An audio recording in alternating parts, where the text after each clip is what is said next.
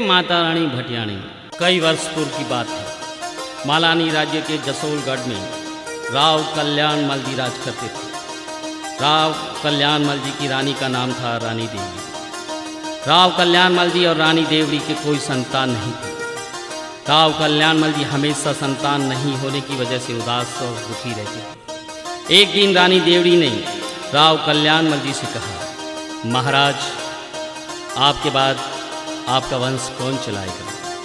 इसलिए मेरी इच्छा है कि आप दूसरा विवाह करें। राव कल्याण मल जी ने कुल के पंडित के साथ आज के जैसलमेर के गांव जोगीदा के ठाकुर जोगराज सिंह जी की लाडली बाई साहब सौरव कंवर के साथ विवाह का रिश्ता भेजा। आपका रिश्ता मंजूर हुआ। माह सुद 14 शुक्रवार विक्रम संवत 1770 को राव कल्याण मल जी और स्वरूप कंवर जी का विवाह संपन्न हुआ। विवाह के 1 वर्ष पश्चात जसोलगढ़ के कुल की बगिया में एक फूल खिला। रानी सौरव कंवर ने एक पुत्र को जन्म दिया जिसका नाम रखा गया लाल सिंह। सभी प्यार से लाल सिंह को लाल बना कहते थे। रानी के कहने के अनुसार बड़ी रानी देवड़ी ने भी माँ भवानी की पूजा अर्चना की। उन्हें भी पुत्र रत्न की प्राप्ति हुई। उनके पुत्र का नाम प्रताप सिंह रखा गया। एक दिन जसोलगढ़ में एक ऐसी आंधी चली जिसने रानी देवड़ी के हृदय में रक्त की जगह लालच दौड़ने लगा। दासी की बातों में आकर रानी अपने पुत्र को उत्तराधिकारी बनाने की ठान चुकी थी। दासी ने षड्यंत्र रचा। उसमें रानी भी शामिल थी। आज से कई वर्ष पूर्व अवध नगरी में मर्यादा पुरुषोत्तम राम के लिए केकाई ने जो षड्यंत्र रचा था, ये षड्यंत्र उससे विपरीत था।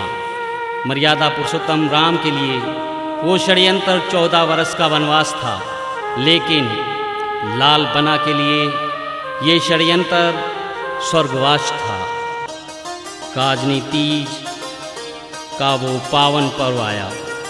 रानी सौरव कंवर ने रानी देवड़ी से कहा, आप हमारे संग चले बाग में और हम झूला झूलेंगे। रानी देवड़ी ने रानी सौरव कंवर से कहा कि आप जाइए, आज हमारी तबीयत कुछ खराब है, हम नहीं जा सकते। रानी सौरव कंवर अकेले ही बाग में झूला झूलने चली गई। उन्हें क्या मालूम था कि मैं झूला झूलूंगी और पीछे किस्मत कुछ और करवट लेगी। दासी ने रानी देवड़ी को अपने साथ मिलाकर एक घिनौना अपराध करने की ठान ली। वो घिनौना अपराध एक ममता के लिए बहुत बड़ी पीड़ा था। दासी ने रानी देवड़ी के साथ मिलकर दूध में जहर मिला दिया और लाल बना को वो जहर पिला दिया।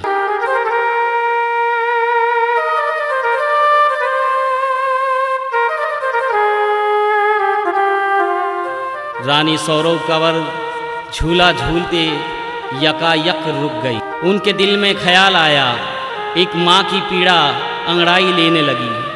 झूला छोड़कर वो लाल बना के पालने की तरफ भागी आई। पालने की तरफ आकर रानी सौरव कंवर ने देखा लाल बना सो रही थी, तो माँ की ममता को कुछ विश्वास नहीं हो रहा था। तो आपने झूला झुलाना शुरू किया और कभी आप गाती कि पलकों का पलना झुलाऊं तुम्हें, गा गा के लोरी सुनाऊं तुम्हें, जागो ए लाल बना मेरे, तो दूध मेरा तुम्हें पिलाऊं। ये सुनकर भी लाल बना कुछ बोल नहीं रहे थे, कुछ डोल नहीं रहे थे। आखिर रानी देवड़ी ने कहा, लाल बना दुनिया को छोड़कर परलोक सिधार गए हैं। इतना कहना था, एक आहा निकली, एक चीख निकली माँ के मुंह से और रानी सौरव कंवर भी देवलोक सिधार गई। आप माँ और बेटे दोनों परम पिता परमेश्वर से जा मिली। कुछ समय पश्चात रानी के पीहर से दमामी दान शीख लेने आया। पहरेदारों ने कहा कि तुम्हारी रानी देवलोक सिधार गई हैं।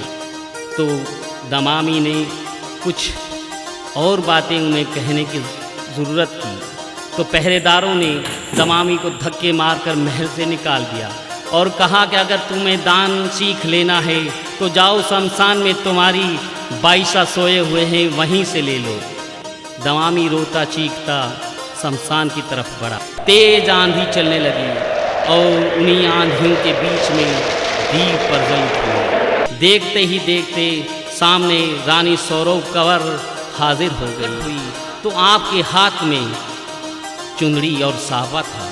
कहा, ए दमामी जाओ, मैं ये तुम्हें भेंट देती हूँ और कलयुग में जो भी मुझे याद करेगा मैं उसके लिए हमेशा इसी जगह पर हाजिर रहूँगी। और वो जगह जहाँ पे आज रानी भटियानी का मंदिर स्थापित है, कई दुख के मारे वहाँ पर आते हैं, अपनी मुरादें मांगते हैं, मन्नतें मांगते हैं और वो मन्नतें वहाँ रानी भटियानी पूरा करती हैं।